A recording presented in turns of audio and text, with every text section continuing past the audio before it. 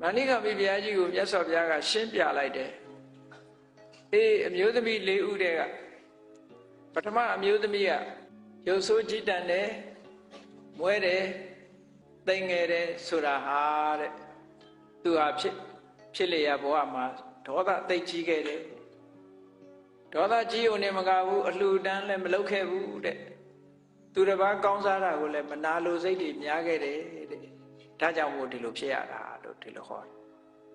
ဒုတိယအမျိုးသမီးကရုပ်ဆိုးကြီးတန်တယ်ဒါပေမဲ့လို့သူကချမ်းသာတယ်မသိငယ်ဘူးဂုဏ်ရှိတယ်ဆိုတာဘာကြောင့်လဲဆိုရင်သူဟာဟိုဘဝတုန်းကဒေါသကြီးတယ်ဒါပေမဲ့လှူခဲ့တန်းခဲ့တယ်သူများပေါ်မှာမနာလို့အိတ်တာတွေမရှိခဲ့ဘူးကင်းခဲ့တယ်ဒါကြောင့်မို့ဒီလိုဖြစ်တာလို့ဘုရားကဟောတယ်နောက်တတိယအမျိုးသမီးကြတော့ဘာဖြစ်လဲရှင်ဘုရားတဲ့တတိယအမျိုးသမီးကရုပ်ချောတယ်ဒါပေမဲ့လို့ဆင်းရဲတယ်တိမ်ငယ်တယ်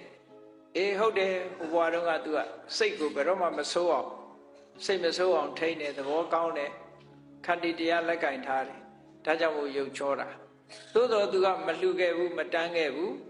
သူတစ်ပါးလှုပ်တာကိုလည်းမနာလိုခဲ့တယ်သူတစ်ပါးအောင်မြင်ကြီးပွားတာကိုလည်းမနာလိုစိတ်နဲ့အပြစ်ပြောခဲ့တယ်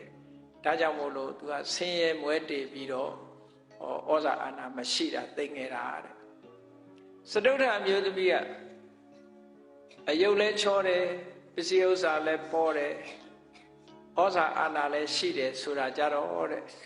ဖြစ်လျက်ဘဝမှာသူ့ကိုယ်သူစိတ်မဆိုးအောင်လဲနေတယ်စိတ်ဒေါသကိုထိန်းခဲ့တယ်ဒေါသထိန်းရနေမကဘူးအလှူတန်းလုပ်တယ်ရရောတယ်သူတစ်ပါးကြီးပွားတာကိုလည်းမနာလို့မရှိစိတ်မရှိခဲ့ဘူးတဲ့ဟောစတုထအမျိုးသမီးကသူ့ရဲ့ဘဝပုံရိပ်ကြောင့်မို့လို့သူကရုပ်ချောပြီးဥစ္စာပေါ်ပြီးဩဇာအာဏာရှိတဲ့ပုဂ္ဂိုလ်ဖြစ်လာတယ်လို့ဒီလိုပြောတာ